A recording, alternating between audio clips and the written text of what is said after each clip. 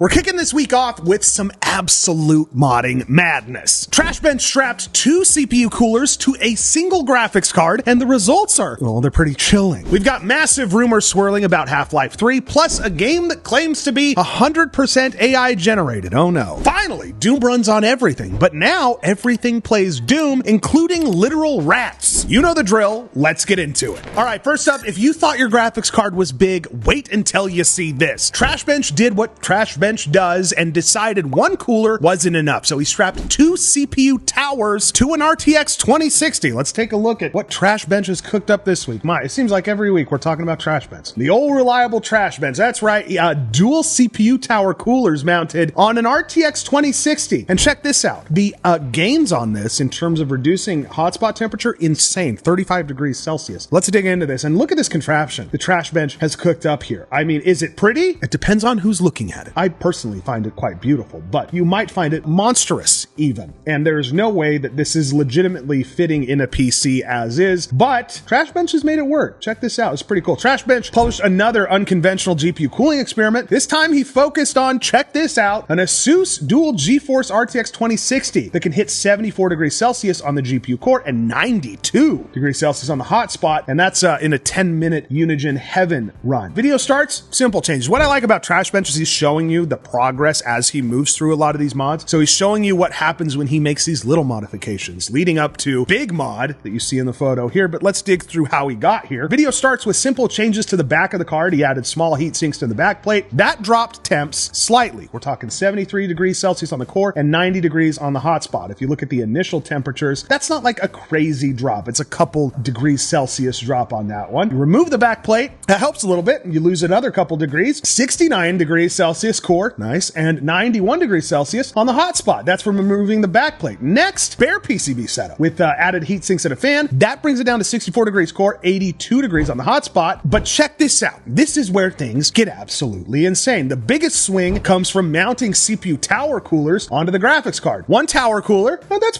pretty good. That's actually really good. Drops the core to 47 degrees Celsius. 2 large CPU towers, which is what you've seen in the photo. Check this out. 43 degrees Celsius on the core and 57 degrees Celsius on the hotspot. That's nearly, I mean, almost half. That's crazy. An insane cut in terms of temperatures on this thing. Trashbench ran the test and reported 27 degrees Celsius ambient, and the final config is, as you can tell, look at this video, this is not designed to fit inside a normal PC case, in case you may have thought otherwise. It doesn't work like that. The math's not mathing. But nonetheless, very, very cool performance on this one. I am so impressed by this. I'm always impressed by, and I actually have messaged, I called out Trashbench on a short and said, dude, is Trashbench your legal name? I need to know what to put on the plane ticket. I was half joking. He hit me up. He's like, dude, if you got the plane ticket, I'll come out and we'll do some modding. Bring the cooler with him. He said he's going to bring the cooler. So you might see Trashbench over on the Meta PCs channel, maybe a little bit here too, maybe do some mixed content. So make sure you subscribe so you can keep up on that. That'll be fun. What are people saying about this though? 90 degrees Celsius default hotspot is good. My current 9070 hotspot is 101 degrees Celsius. Yeah, that may be true, but this is a dual Asus GeForce RTX 2060. It's a different time. It's a much different time. Travi's nodding. He knows it's a different time. This is the spirit of PC building that we love. Like all jokes aside, why buy a better card when you can spend hours strapping giant metal towers to your old one? You know what I mean? Like, it just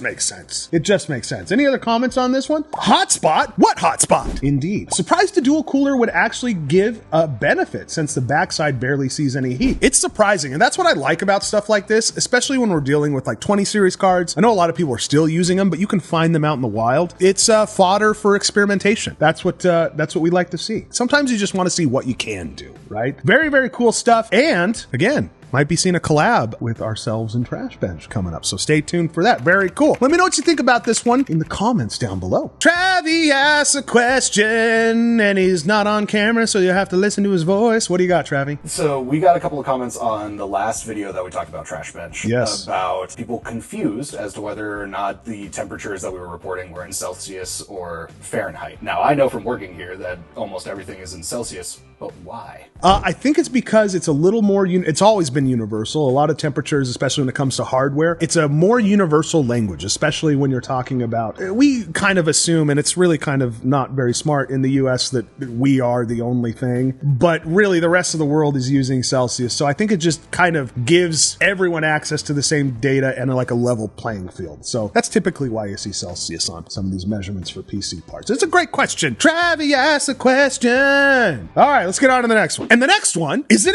ad for Meta PCs. That's right, guys. MetaPCs.com. It's a computer company you may have heard of. I own said computer company, and we love building ready-to-ship system, custom builds, water-cooled systems as well. You can check it all out. Our ready-to-ship builds have been going like crazy because the RAM pricing, you know what's going on. If you watch this channel, it's been crazy out there, and pre-builts are not a bad option, especially when you're buying them from a company that has lifetime support, you have financing options, and just great build quality overall. So if you're in the market for a new system, make sure you check out MetaPCs.com. Ready to ship, custom, water-cooled, laptops even, whatever you're looking for, we've got it over at MetaPCs.com. And now, let's get back to the news. All right, next up, the internet's favorite myth. Finally, guess what? It might be real. New reports say Half-Life 3 is coming, but it's waiting for the Steam machine to launch first. Can it be? Really? Well, let's find out together, shall we? Come along with me on this journey. Steam machine launch plans reportedly dictate Half-Life 3 timing. That's not something that I was anticipating. We've heard a lot about Half-Life 3. It's kind of a joke now on the internet. Half-Life 3 when? Half-Life 3 reported. Like, every console needs a launch title, though. Every console. And really, like, if they launch Half-Life 3 with the Steam machine, all bets are off on my previous statements on guessing on sales for the Steam machine. It's gonna be nuts. You could put Half-Life 3 on a toaster and people would buy it. Absolutely. If this is the case, this is crazy, but there might be a wrench that's thrown in here. I'm gonna dig into it. Let's check it out. Half-Life 3 may be getting tied to Valve's Steam machine launch again, with Insider Gaming Weekly journalist Mike Straw saying the game and the new hardware are still lined up for a spring 2026 window. The claim is that Valve is holding the reveal because it cannot lock down final pricing. Why? Great question, person watching and subscribed to this channel. It's because PC RAM costs are unstable right now. They've been squirrely on the pricing for this machine overall, and I think a lot of it has to do with RAM. If RAM is what keeps Half-Life 3 from us, I'm gonna be so pissed. I'm gonna be pissed. Check this out. Half-Life 3, widely expected by fans at the Game Awards. Everyone was like, this is gonna be Half-Life 3, we're gonna start to hear about it, but it was a no-show. Valve also still has not put a price on the Steam machine, even though the company's already announced the Steam machine, the frame, and then the new controller coming in 2026. Very interesting. You had Mike Straw at Insider Gaming saying, listen, I've spoken to people who have provided him sources in the past for things like Madden and stuff, and said, listen, I can tell you the people I spoke to about this game, they're not run-of-the-mill sources that haven't gotten me information before. They're the same sources that have given me details on Madden. A couple of them are the same sources that gave me details on Lord of the Rings game. They're not random, like one-off people. They're still adamant that Half-Life 3 is coming in the spring. Memory angle, that's where it gets interesting, right? That could be the one thing that holds it up, because if it holds up Steam machine or affects pricing, I don't know how that's going to affect their decision with Half-Life 3. It's really perfect time. New console / PC, whatever you want to call it. We'll call it a console. We'll call it a console, right? New console coming out from Steam. Half-Life 3 launching on that would be like a no-brainer. I think you're going to sell a ton more units. You could sell it for $1,000, and I think people would probably buy. If it came bundled too, that'd be huge. It'd be very, very cool. This is kind of crazy. Check this out. You guys all know about this. DRAM NAND pricing, it's been moving fast. Multiple reports saying the spikes being pulled toward AI infrastructure. We've covered all of that. It's very, very interesting stuff. Even Framework has raised DDR5 pricing by 50% this week, and shortages, you've seen it all over the place. You've seen shots at Best Buy of Corsair RAM going for $1,000, and it's crazy out there. For Valve, this is why it matters. The company has been clear that the Steam machine will be priced like a PC rather than sold at a loss like a console. We thought they might take that direction. They decided not to. Honestly, ever since it was announced, everyone has just been discussing its performance and memory spec. If component costs are swinging, it's harder to set MSRP. Timing pressure, that's real too. This is a great point. You have Rockstar. It's now listing Grand Theft Auto 6 for November 19th, 2026. So the longer the spring 2026 plan slips, the closer it gets to a giant launch window, which could be very, very interesting. Listen, don't give me hope. Spring 2026, that feels both so close and yet so far away, and it kind of does make perfect sense. Half-Life 2 sold Steam. That was the purpose of, it was like 2005, 2004, something like that. So man, 20 years we've been waiting on this thing. Half-Life Alyx, as we all know, that was intended for VR. That sold the Index for Valve. Half-Life 3 selling the Steam machine, that's straight out of the Valve playbook. That's 100% something that we could see happen. And if this is real, the Steam machine is going to sell out. I would bet instantly. Overnight. People would buy a freaking toaster if it came with Half-Life 3, like 100%. I'm gonna believe it when the crowbar is in hand, personally, but this has given me a little bit of hope. Let's see what the comments are saying on this one. We'll get World War III before Half-Life 3. Figures. Yeah, sure, I'll believe it when I see it. Valve, Half-Life 3 will be released exclusively with the purchase of a Steam machine. I hope they don't do that. They can't do that, right? Maybe early act, or like if they gave you some like benefit of being like an early adopter, some stuff like that, that could be kind of cool. But making it exclusive, that's like the antithesis of what Valve, I would imagine, is trying to do. Because like you've got Sony that is clinging so tight to exclusives. I would imagine you would want to avoid all the bad juju that comes from that. I mean, there's technically nothing stopping them. Sure. But would you want to? But why? Yeah, it's just not a good look, right? Half-Life 3 release. Jokes never die. It's interesting. No way Half-Life 3 will be a launch title. So interesting, a little bit of skepticism here. But I think whenever it or some new Valve game comes, it will run on Steam hardware deck, machine, and VR. That would make sense too. They're trying to move all of their, like you said, the VR, the Steam Deck, which I love. I use it all the time. It would make sense that it's compatible with all of those Valve devices for sure. Half-Life 3 is getting Duke Nukem Forever vibes. It's been rumored for so long. That's rough, man. That's a deep cut. Let me know what you guys think. Does Half-Life 3 exist? Does because Valve doesn't do trilogies. They don't do 3. They don't do 3. Just say 3. 3 kills, 3 heroes. You've killed more than 2 people and less than 4. Is it coming? And is it coming? Dude, spring would be crazy. Let me know what you guys think in the comments down below. All right, a little bit of software news with a side of Clanker. We might have reached peak slop. A new roguelite claims to be the first game made 100% by AI. Everything from code to art. Let's check out this AI masterpiece, shall we? This is the dubious honor that this game has received of being the world's first fully playable game created 100% through AI. This is a real slop milestone, ladies and gentlemen. It was 100% vibe coded over 3 months using generative AI tools. Oh my gosh. If this comes out on Steam, which I would imagine that it would, the demo is out with mixed reviews, 42 reviews, not recommended. Any criticism of AI aside, this game sucks. Like, genuinely.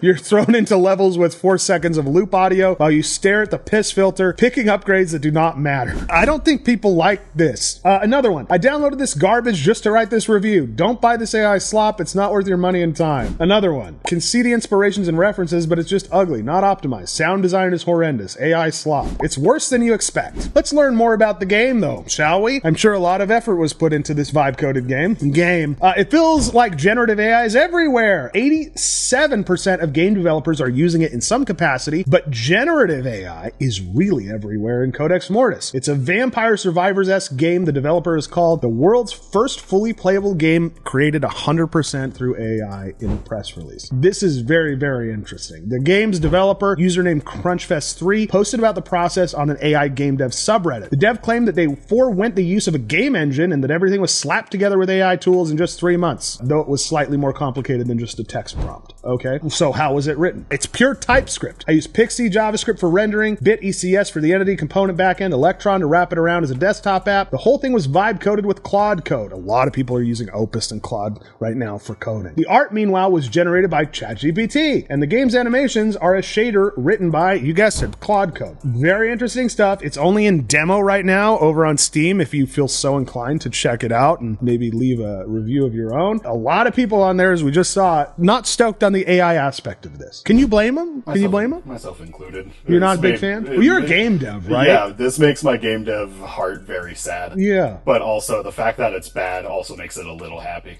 Yeah, yeah. Like, people are like, we see it and we reject it. Yeah, job security in an article. Yeah, truly. yeah, locked in. I wonder what the comments are saying. And dude, I just got to say real quick, vibe coded is like my favorite phrase for I didn't write any of this. Yeah. They've like fancied it up to, it's vibe coded. Yeah, dude, that feels right. Feels right. Feels like a game. Yeah, dude, I worked really hard on this. Like, no, you didn't. All right, let's dig into the comments. It's a bold assumption of them to think that no other shovelware developers hadn't had the same idea. Been using Gen AI for a while. Another comment, wow, people will lament the use of AI in AAA games as well as indie in these slops, people forget the real advantages of AI development here. You absolutely will begin to see games made by a single dev who has a cohesive vision for a game within the next 5 years that are completely brilliant and creatively profound. Interesting take there. What do we think about this? We've got some replies to it. Solo devs already exist without AI. Balatro, I play it every week, like several times. I love Balatro. It's great. You're right. A single developer game. I'm tempted to write another hate comment towards slop and AI stuff, but I think this time this game will implode on itself, as we're seeing happen in real time. Guys, what do you think about this? It's very interesting, man. It's a Vampire Survivors clone, which is, it's probably fitting because it took a lot of RAM to make this game and it sucked the life out of a Happy Christmas. Guys, let me know what you think about this in the comments down below.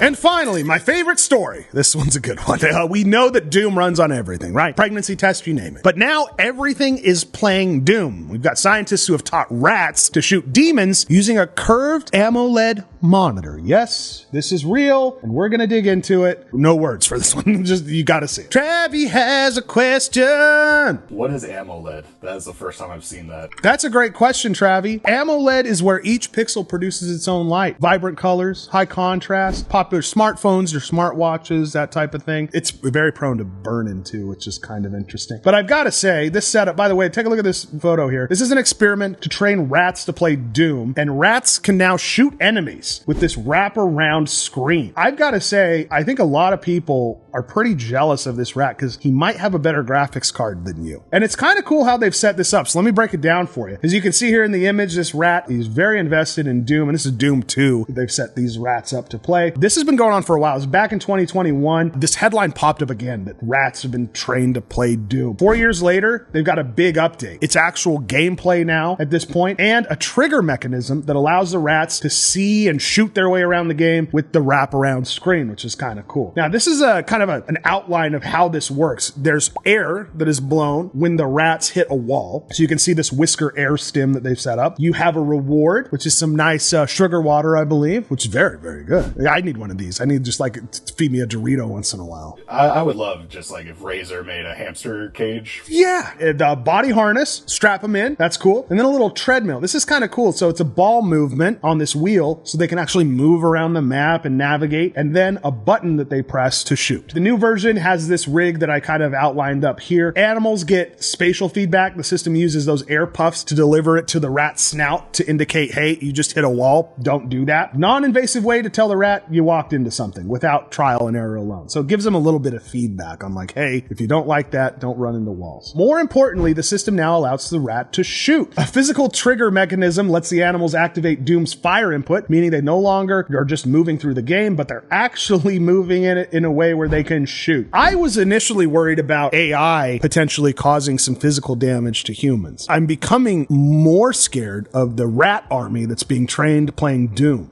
And see, I'm not, because that rat could make a better game than that dev. Travi.